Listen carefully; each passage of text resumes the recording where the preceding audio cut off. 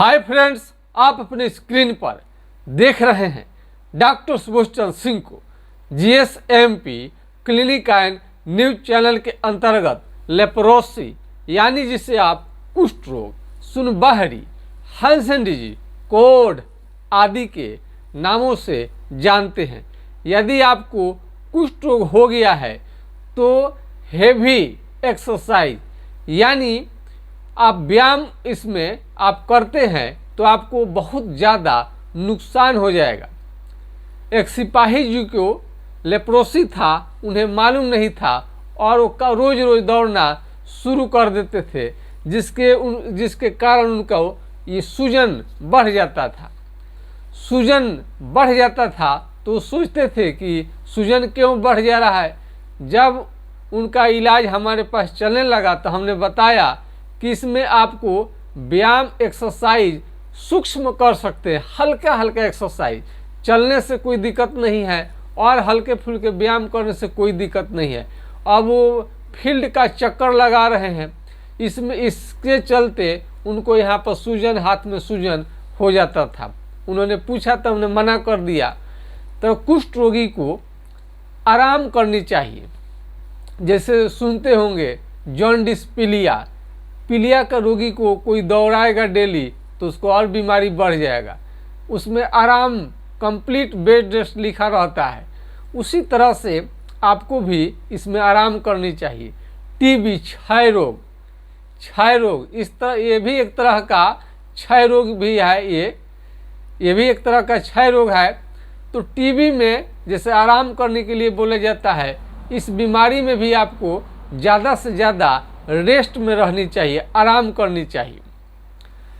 और इसमें इस बीमारी, यदि आपको लेप्रोसी है, कुष्ठ रोग है, पहचान लिए हैं, चमड़ा का सुन्न रहना, जैसे मालूम चले कि चमड़ा आपका सुन्न रह रहा है और उसमें कलम हिलाकर देख लीजिएगा, घर पर कलम हिलाकर देख लीजिए, जहाँ चमड़ा सुन्न है, चीटी काट कर देख लीजिए, पिन हिलाकर देखिए, कुछ भी समझ में नहीं आए तो आप समझ जाइए कि आपको कुष्ठ रोग, कोढ़ का कंप्लेन हो गया है। और हाइड्रोकोटाइन 4 बूंद सुबह शाम कुछ दिनों तक आपको लेनी चाहिए। अब एक बवासीर पाइल्स वाले डॉक्टर है, कोई बंगाली डॉक्टर, उन्होंने संपर्क किया था तो वो अपना ट्रीटमेंट बताए कि उन्होंने बहुत दिन से उनको था लेप्रोसी का बीमारी और एमडीटी वो लिए थे। और ये जो हम बताए थे कि आप हाइड्रोकोटाइन लीजिए, उनको घाव हो गया था, लेप्रोसी के चलते घाव हो गया था। तो हाइड्रोकोटाइन उन्होंने लेना शुरू किया तो घाव धीरे धीरे कम हुआ, लेकिन उससे ज़्यादा ठीक नहीं हो पा रहा था। तो हमने कहा कि हम बार बार इस वीडियो में बताते हैं कि बीमारी को ये कंट्रोल करेगा। जैसे कंट्रोल करने से फ़ायदा क्या होगा, बीमारी आगे बढ़ जाए, घाव अगर नहीं ठीक हो तो आपका हाथ पांव का उंगली को ड्रॉप कर सकता है, यानी गिरा सकता है बीमारी। तो इसलिए जब आपको इलाज नहीं लेनी है तब तक आप इसको ले सकते हैं। हम ये दवा को बराबर बताते हैं इसलिए क्योंकि इसका कोई साइड इफ़ेक्ट नहीं देखने में आता है। इसमें कोई साइड इफ़ेक्ट नहीं है, कोई हानि नहीं है, सिंगल दवा है और आसानी से आपको मिल जाता है। तो इसी को लेकर आप ज़्यादा दिन तक न लें। ये प्राइमरी स्टेज, माने आपको जब तक इलाज नहीं करा रहे हैं उस क्षण के लिए, कुछ दिनों के लिए ही आपको लेनी चाहिए, लंबे समय तक नहीं आपको लेनी है। कुष्ठ रोग एक गंभीर और ख़तरनाक बीमारी है। इसका पूरा लक्षण क्या क्या दिक्कत है उसके अनुसार दवा चलता है। सभी रोगियों का अलग अलग दिक्कत है। बहुत रोगियों को बुखार भी रहता है अंदर, बुखार के कारण आपका लेप्रोसी और बढ़ते जाता है। कुष्ठ रोग में यदि हाथ पांव का उंगली टेढ़ा होने लगे और ये फिंगर ना खुले, नाखून खराब होने लगे, नाखून सारा आपको काला और ख़राब होने लगे, मोटा होने लगे, ये आपका लक्षण है। और झुनझुनी, कहीं पर भी मारिएगा तो लगेगा प्राण निकल गया, काफ़ी झुनझुनी रहता है और बिजली की तरह झटका देता है और सुई चुभने जैसा मालूम होता है। और ये आँख का रोशनी भी धीरे धीरे कम होने लगता है। या तो पलक आपका गिरेगा नहीं या तो उठेगा नहीं, ये इसकी पहचान है। चेहरे पर आने पर इसका मुंह को टेढ़ा कर सकता है, नाक को टेढ़ा कर सकता है। भारी कमजोरी, बहुत ज़्यादा कमजोरी और थकान लगेगा। धूप का रोशनी, गर्मी का दिन आ गया है, आपको बर्दाश्त नहीं होगा। हमेशा छाते का, अम्ब्रेला का प्रयोग करनी चाहिए और कहीं पर भी गर्म स्थान पर नहीं बैठनी चाहिए। ईंट भट्ठा में काम करने वाले लोगों को लेप्रोसी कुष्ठ रोग का शिकायत हो सकता है। ज़्यादा दिन तक होटल में भी आप काम कर रहे हैं और ज़्यादा वहाँ भट्ठी रहता है, खाना बनाने का काम करते हैं, इनको भी लेप्रोसी हो सकता है। और ज़्यादा दिन तक कैंटीन में खाना खाना, होटल में खाना खाने के कारण भी आपको लेप्रोसी हो सकता है। ज़्यादातर बाजारू खाना खाने के कारण और हेल्दी खाना, रिच डाइट नहीं ले पाना, कुपोषण, माल न्यूट्रिशन, गरीबी की वजह से ये बीमारी होता है। इसका मूल कारण यही है। और इसमें आपको फल फ्रूट्स की आदत डालनी चाहिए। बहुत लोग चावल, राइस है, ब्रेड और आपको आटा है, आटे से बना चीज़ खाते हैं, नहीं रोटी खाएंगे, चावल खाएंगे, सब्जी खाएंगे, दाल खाएंगे, लेकिन अतिरिक्त इसको फल फ्रूट्स आपको खानी चाहिए। इस बीमारी में कोई भी परहेज नहीं है। कई लोग मीट नहीं खाना है, मछली नहीं खाना है, कोई अंडा नहीं खाता है, कोई बैगन नहीं खाता है, तरह तरह का प्रतिबंध। लेकिन यह बीमारी है जिसमें किसी भी प्रकार का आपको परहेज करने की ज़रूरत नहीं पड़ता है, बल्कि जो शरीर को स्ट्रॉन्ग करे, जो मजबूत बना दे, आपको काफ़ी ताकतवर बना दे। इसमें ताकत आए बाजू में, दाल से आएगा, दूध से आएगा, घी से आएगा, यानी फल फ्रूट्स, यानी जितना ताकत करने वाला चीज़ है वो चीज़ आपको लेनी चाहिए। जो शरीर स्ट्रांग होगा तो दवा भी बेहतरीन ढंग से काम करेगा। इसमें आपको एक्सरसाइज से हमेशा बचनी चाहिए। और ये पुराना पड़ता है बीमारी, तो जब आप चलेंगे तो पैर से चप्पल निकल जाता है। पैर से क्या होगा, चप्पल निकल जाएगा, बैलेंस भी नहीं मिलेगा। कई लोगों को चक्कर भी आता है। पुराने हो जाने पर शरीर में सूजन, दर्द रह सकता है। MDT का दवा आप ले रहे हैं तो इसमें 6 महीना और 1 साल का कोर्स होता है। जिनका 5 गो धब्बा रहता है वो 6 महीने का कोर्स उनको चलता है। जो 5 धब्बा से ज़्यादा हो जाएगा, 5 जगह से ज़्यादा धब्बे धब्बे लाल लाल चकते चकते निकलेंगे, उनको 1 साल का कोर्स चलता है। और इसके बारे में पूरा डिटेल्स जानकारी कर लीजिए MDT से।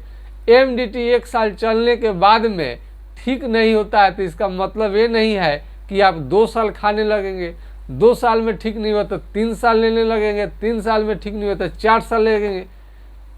कोई भी अच्छे डॉक्टर, जो अनुभवी डॉक्टर है, 1 साल से ज़्यादा आपको नहीं खिलाते हैं, क्योंकि बहुत ज़्यादा साइड इफ़ेक्ट होता है। आप तो 1 साल में ही कितने प्रकार का साइड इफ़ेक्ट झेल चुके हैं। शरीर का काला होना, और इसमें शरीर का काला हो जाना ये तो खास स्थिति है। आँखों से कम दिखाई देना, आँख से कम दिखाई दे, आँख से यदि कम दिखाई देने लगे तो पपीते का सेवन, कैरिया पपाया का सेवन करना अनिवार्य है। उससे आपको बहुत ज़्यादा आँखों को रोशनी मिलता है और आँख में मोतियाबिंद होने का खतरा कम हो जाता है। ऐसे भी विटामिन ए के कारण आँख का रोशनी कम हो जाता है, अंधापन होता है। इसलिए विटामिन ए का खुराक सरकार हमेशा आपको फ्री में देती रहती है। तो नेचुरल सोर्स जो है वो आपको, नेचुरल सोर्स जो है उसमें आपको इसमें मिलता है विटामिन ए। तो आपको पपीते में बहुत अच्छा से मिल जाता है। और कई इसका स्रोत है, ऐसे पेट के लिए भी बहुत अच्छा है, डाइजेशन भी अच्छा मजबूत रखता है, लीवर के लिए भी ठीक है और आसानी से मिल जाता है। इसमें फल फ्रूट्स आपको लेनी चाहिए, काजू, किशमिश, और इसमें संतरा, ड्राई फ्रूट्स तो लेना है, संतरा ले सकते हैं। हर प्रकार के फल फ्रूट्स आपको फ़ायदा करेगा। इसमें और मस्ट इसमें तेल का जो हम जिक्र करते हैं, तुबरक ऑयल, चाल मोगरा का तेल, ये काफ़ी महंगा हो जाता है। 250 रुपये का 50 ml पड़ता है। इसलिए हम मरीज को बताते हैं कि ओरिजिनल सरसों का तेल घर से जो पेराई करा कर उसे रख लीजिए, मंगा लीजिए कहीं से, उसको नहाने से पहले मालिश कीजिए, बेहतरीन रिजल्ट देगा। ऐसे आयुर्वेद के जो निघंट होता है उसमें उसका वर्णन मिलता है। तीक्ष्ण वो भी होता है करू तेल, कई बीमारियों से बचा के आपको रखता है। तो कुष्ठ रोग में यदि आपका ज़्यादा दिन रह जाएगा तो खांसी भी आपको रह सकता है। खांसी और सर्दी की समस्या रह सकती है और खांसने छींकने वक्त इसमें रुमाल का प्रयोग जरूर करें। इसमें फोड़े भी आने लगते हैं शरीर में, फोड़ा हो जाएगा और ये कुछ दिन तक इसको ट्रीटमेंट लेने के बाद में ये कंट्रोल होता है। होम्योपैथिक इलाज आपके लिए बेस्ट है यदि एमडीटी का दवा खाते खाते तंग आ गए हैं और एमडीटी आपको ज़्यादा नुकसान पहुंचा रहा है। साबुन में ये देखिए, साबुन में पियर्स, ये सॉफ्ट त्वचा को मुलायम रखता है। बीमारी नहीं भी हो तभी प्रयोग कर सकते हैं। हम इसे लगभग आपको 1994 से यानी 29 साल से हम इसका प्रयोग कर रहे हैं। जब हम स्टूडेंट थे उस समय इसका प्रयोग करते थे। त्वचा बिल्कुल आपको अच्छा रखता है, सॉफ्ट रखता है, मुलायम रखता है।